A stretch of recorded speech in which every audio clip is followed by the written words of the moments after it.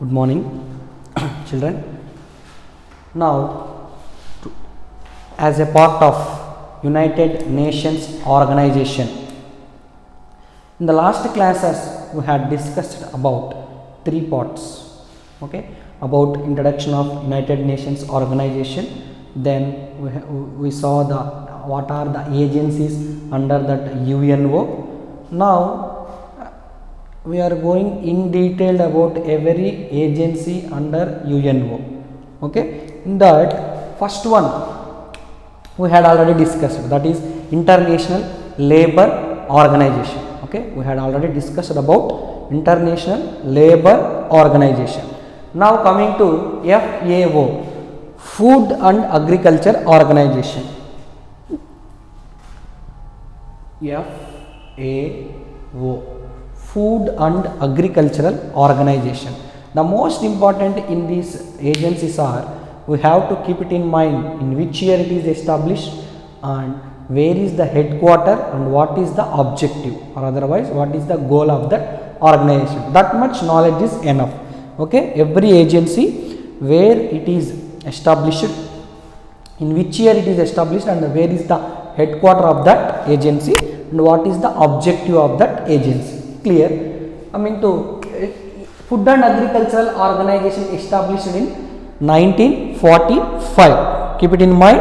Food and Agriculture Organization established in 1945. The headquarters or the main head office is present in Italy. Okay, Rome city, it is in Italy. Okay, if they ask anyone also, you have to be answer. If they ask country also, if they ask city also, you have to be answer. Rome city, it is in Italy. Here, Italy is the country, Rome is the city. This is about Food and Agriculture Organization. The main objective of this organization is, keep it in mind, the main objective of this Food and Agricultural Organization is to eliminate hunger. Okay, to eliminate hunger throughout the world. ప్రపంచవ్యాప్తంగా ఆకలిని నిర్మూలించడానికి, అదేవిధంగా improve nutrition, ఓకేనా, పోషక విలువలని పెంపొందించడానికి, అదేవిధంగా standard of living అనేది పెంచాలి by agricultural productivity. ప్రపంచవ్యాప్తంగా అగ్రికల్చరల్ ప్రొడక్టివిటీని పెంచి, ఓకేనా, న్యూట్రిషన్ స్టాండర్డ్స్ని పెంచి, పోషక విలువలను పెంచి, ఈ యొక్క ప్రపంచవ్యాప్తంగా హంగర్, ఓకేనా, పూర్ పీపుల్ ఎవరైతే ఆకలితో ఉన్నారో వాళ్ళని నిర్మూలించాలి, ఆకలిని నిర్మూలించాలి అనే ఉద్దేశంతో ఏర్పాటైనటువంటి సంస్థనే ఫుడ్ అండ్ అగ్రికల్చరల్ ఆర్గనైజేషన్. 1945లో ఇది ఎస్టాబ్లిష్ చేసినారు. దీని హెడ్ క్వార్టర్ రోమ్లో ఉంది, అది ఇటలీ దేశంలో రోమ్ నగరంలో ఉంది. This is about food and agricultural organisation. Then coming to UNESCO, we had already discussed what is the abbreviation, expansion of this UNESCO, United Nations Educational, Scientific and Cultural Organization. Okay, the UNESCO was established, it has 195 members. Okay, we had discussed that UNO has all throughout the world, all countries as a members. In those members, the UNESCO, under UNESCO, it has 195 members, that means 195 countries. Then headquarter is in France country, in the France, Paris city. Okay, ఏ సిటీలో ఉంది అంటే Paris చెప్పాలి, ఏ కంట్రీలో ఉంది అంటే France అని చెప్పాలి. Clear everyone? Then coming to దీని యొక్క యునెస్కో యొక్క మెయిన్ ఆబ్జెక్టివ్ ఏంటంటే, it is responsible for promoting peace, social justice, human rights. ఏ విషయాలపైన? ఎడ్యుకేషన్లో కానీ, సైన్స్లో కానీ, కల్చరల్ ప్రోగ్రామ్స్లో కానీ, ఓకేనా, peace, social justice, human rights గురించి, ఓకేనా, నిలబడేటువంటి సంస్థనే UNESCO, United Nations educational, science and cultural organisation. ఇందులో 195 మెంబర్స్ కంట్రీస్ ఉంటాయి. దీని యొక్క హెడ్ క్వార్టర్ ప్యారిస్లో ఉంది. ప్యారిస్ ఎక్కడ ఉంది అంటే ఫ్రాన్స్ అనే దేశంలో ఉంది. దీని యొక్క మెయిన్ ఆబ్జెక్టివ్ ఏంటంటే, ఇది దేనికి రెస్పాన్సిబుల్గా ఉంటుంది అంటే పీస్, శాంతి, అదేవిధంగా సోషల్ జస్టిస్, హ్యూమన్ రైట్స్. ఇవన్నీ ఏ రంగాల్లో ఉన్న వాళ్ళకి? ఎడ్యుకేషన్లో, సైన్స్, అదేవిధంగా కల్చరల్ ప్రోగ్రామ్స్లో వీటికి సంబంధించినటువంటి జస్టిస్ కానీ, హ్యూమన్ రైట్స్ కానీ, సెక్యూరిటీ కానీ, పీస్ కానీ వీటన్నిటికీ నిలబడేటువంటి సంస్థనే United Nations educational, scientific and cultural organisation. Clear everyone? This is about FAO and UNESCO. Then coming to another agency which is under United Nations organization was WHO. As you already know about the expansion of WHO, World Health Organization. World Health Organization.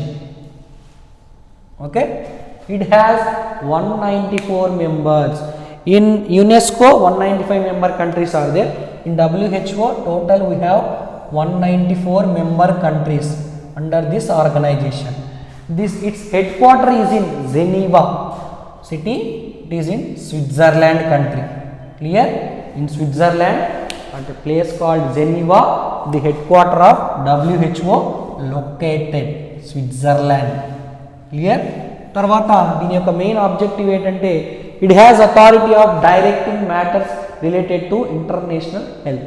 ప్రపంచవ్యాప్తంగా ఆరోగ్యానికి సంబంధించినటువంటి ఏ మ్యాటర్స్లో అయినా కూడా మనకి directions అనేటివి ఇస్తుందన్నమాట. ఓకేనా? ఈ WHO అన్నది డైరెక్షన్స్ అనేది ఇస్తుంది. వేటికి? ప్రపంచవ్యాప్తంగా ఉన్నటువంటి అన్ని దేశాల్లోనూ ఆరోగ్యపరమైనటువంటి ఎలాంటి సందేశాలు కానీ, సంకేతాలు కానీ, వాటికి సంబంధించినటువంటి సలహాలు కానీ ఇవ్వడం అనేది జరుగుతుంది. ఏది? WHO. Then coming to international civil aviation organisation. International civil aviation organisation. Aviation అనగానే మనకి ఎయిర్వే అనేది గుర్తు రావాలి. ఏవియేషన్ అంటే గాలిలో ప్రయాణించేటువంటి ట్రాన్స్పోర్ట్, ఏరోప్లేన్ కావచ్చు, హెలికాప్టర్ కావచ్చు. ఓకేనా? వీటన్నిటికీ సంబంధించినటువంటి ఒక ఆర్గనైజేషనే ఇంటర్నేషనల్ సివిల్ ఏవియేషన్ ఆర్గనైజేషన్. దీని యొక్క హెడ్ క్వార్టర్ మాంట్రియల్. ఇది ఎక్కడ ఉందంటే కెనడా అనే దేశంలో ఉంది. కెనడా అనే దేశంలో మాంట్రియల్ అనే సిటీలో ఇంటర్నేషనల్ సివిల్ ఏవియేషన్ ఆర్గనైజేషన్ యొక్క హెడ్ క్వార్టర్ ఉంది. ఇది కొన్ని స్టాండర్డ్స్ను మెయింటైన్ చేస్తుంది. స్టాండర్డ్స్, రెగ్యులేషన్స్ దేనికి అంటే ఏవియేషన్ సేఫ్టీకి, గాలిలో ప్రయాణించేటప్పుడు సేఫ్టీ ఎలా ఉండాలి, అదేవిధంగా సెక్యూరిటీ ఎఫిషియన్సీ ఎలా ఉండాలి. ఓకేనా? దేనికి? ఏవియేషన్కి. అదేవిధంగా ఏవియేషన్ ద్వారా ఎన్విరాన్మెంటల్ ప్రొటెక్షన్. ఓకేనా? ఇప్పుడు గాలిలో ప్రయాణించేటప్పుడు ఏరోప్లైన్స్ నుంచి కూడా మనకు వెహికల్స్ నుంచి ఎలాగైతే హార్మ్ఫుల్ గ్యాసెస్ బయటకు వస్తాయో, ఏరోప్లైన్స్, హెలికాప్టర్స్ నుంచి కూడా హార్మ్ఫుల్ గ్యాసెస్ బయటకు రిలీజ్ చేయడం జరుగుతుంది. దానివల్ల ఎన్విరాన్మెంటల్ పొల్యూషన్ ఎంత జరుగుతూ ఉంది, ఇవన్నీ కూడా ఇది సేఫ్ గార్డింగ్ చేస్తూ ఉంటుంది. వీటన్నిటి మీద ఒక దృష్టి పెట్టి, ఓకేనా, వీటికంటూ కొన్ని లిమిట్స్, రెగ్యులేషన్స్ ఏర్పాటు చేస్తూ వాటి సేఫ్టీ, సెక్యూరిటీ గురించి ఆలోచించే సంస్థే ఇంటర్నేషనల్ సివిల్ ఏవియేషన్ ఆర్గనైజేషన్. ఓకేనా? ఇది పూర్తిగా వాయు సేనకి లేదా గాలిలో ప్రయాణించేటువంటి ట్రాన్స్పోర్ట్కి సంబంధించినటువంటి organisation.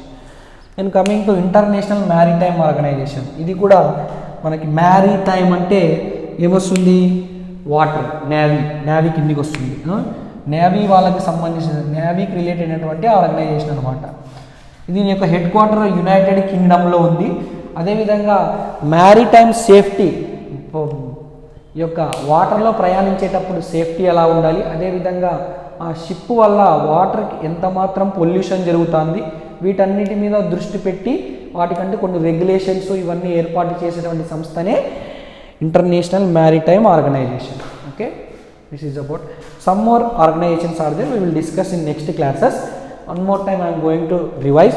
Food and agricultural organisation అనేది 1945లో ఎస్టాబ్లిష్ చేయడం జరిగింది. దాని యొక్క హెడ్ క్వార్టర్ ఇటలీ దేశంలో రోమ్ నగరంలో ఉంది. అదేవిధంగా దీని యొక్క ఆబ్జెక్టివ్ ఏమిటంటే ప్రపంచవ్యాప్తంగా ఎవరూ కూడా ఆకలితో చావకూడదు. అగ్రికల్చరల్ ప్రొడక్టివిటీ అనేది పెంచి ప్రజల యొక్క స్టాండర్డ్ ఆఫ్ లివింగ్ అనేది పెంచి వాళ్ళ యొక్క న్యూట్రిషన్ లెవెల్స్ ఇంప్రూవ్ చేసి ఎవరూ కూడా ఆకలితో ఉండకుండా ఉండాలి ప్రపంచవ్యాప్తంగా అనే ఉద్దేశంతో ఒక ఫుడ్ అండ్ అగ్రికల్చరల్ ఆర్గనైజేషన్ ఏర్పాటు చేయడం జరిగింది 1945లో. ఇది దేని కింద ఉంటుందంటే యునైటెడ్ నేషన్స్ ఆర్గనైజేషన్స్ కింద పనిచేస్తూ ఉంటుంది. అదేవిధంగా UNESCO United Nations educational scientific and cultural Organisation అన్నది ఎందుకు ఏర్పాటు చేయడం జరిగింది అంటే ఈ యొక్క ఎడ్యుకేషన్లో కానీ సైన్స్లో కానీ కల్చరల్ ప్రోగ్రామ్స్లో కానీ వాటిలో ఉన్నటువంటి ఆ రంగాల్లో ఉన్నటువంటి వాళ్ళకి ఇంటర్నేషనల్ సెక్యూరిటీ అందిస్తూ ఇంటర్నేషనల్ లెవెల్లో పీస్ని అందిస్తూ వాళ్ళ యొక్క హ్యూమన్ రైట్స్ని కాపాడుతూ వాళ్ళ తరపున మాట్లాడేటువంటి ఒక ఆర్గనైజేషనే UNESCO United Nations educational scientific and cultural organisation. అదేవిధంగా మనకి WHO చూసుకున్నట్టయితే ప్రపంచ ఆరోగ్య సంస్థ వరల్డ్ హెల్త్ ఆర్గనైజేషన్. ఇది ఎప్పుడు ఎస్టాబ్లిష్ చేయడం జరిగిందంటే దీంట్లో 194 మెంబర్స్ ఉంటారు. దీని యొక్క హెడ్ క్వార్టర్ జెనీవాలో ఉంది, స్విట్జర్లాండ్లో.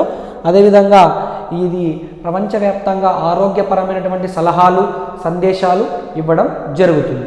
Then coming to international civil aviation organisation అంటే ఈ యొక్క వాయుసేన ఎయిర్ ఫోర్స్లో ఓకేనా హెలికాప్టర్ కావచ్చు, ఏరోప్లేన్స్ కావచ్చు, ఎయిర్ క్రాఫ్ట్స్ కావచ్చు, ఈ గాలిలో ప్రయాణించేటప్పుడు అది రిలీజ్ చేసేటువంటి గ్యాసెస్ వల్ల ఎన్విరాన్మెంట్ పొల్యూషన్ జరుగుతూ ఉంది. దానికంటూ కొన్ని రెగ్యులేషన్స్ పెట్టడం ఎక్కువ హార్మ్ఫుల్ చేయకుండా. అదేవిధంగా గాలిలో ప్రయాణించే వాళ్ళ యొక్క సేఫ్టీ గురించి ఆలోచించడము, వాళ్ళ యొక్క సెక్యూరిటీ గురించి ఆలోచించడము, దానికంటూ కొన్ని స్టాండర్డ్స్ని అదేవిధంగా కొన్ని రెగ్యులేషన్స్ని చట్టాలు తీసుకురావడము, ఇవన్నీ కూడా ఇంటర్నేషనల్ సివిల్ ఏవియేషన్ ఆర్గనైజేషన్ అనేది చూసుకుంటుంది. అదేవిధంగా ఇంటర్నేషనల్ మ్యారిటైమ్ ఆర్గనైజేషన్ అనేది ఈ యొక్క జల ప్రయాణం లేదా వాటర్ ట్రాన్స్పోర్ట్లో ఈ షిప్స్ ట్రాన్స్పోర్ట్ జరిగేటప్పుడు ఈ వాటర్ ఎంతవరకు పొల్యూషన్ జరుగుతూ ఉంది, దానికంటే కొన్ని రెగ్యులేషన్స్ పెట్టడము, షిప్లో ప్రయాణించే వాళ్ళ యొక్క సేఫ్టీ గురించి ఆలోచించడము, ఈ షిప్పుల యొక్క సెక్యూరిటీ గురించి ఆలోచించడము, వీటికంటూ సపరేట్గా కొన్ని లాస్ తీసుకురావడము ప్రపంచవ్యాప్తంగా ఇది ఒక ఆర్గనైజేషన్గా పెట్టినవి ఇంటర్నేషనల్ మ్యారిటైమ్ ఆర్గనైజేషన్. ఓకేనా, this is about some of the agencies under UNO. We will discuss some more other agencies in the next classes. Okay, thank you so much. Have a nice day. Take care. Please pause this video and write down the information carefully without any spelling mistakes. And one more time I am going to tell you, revise. That makes your subject perfection anywhere, everywhere. Thank you so much. Take care.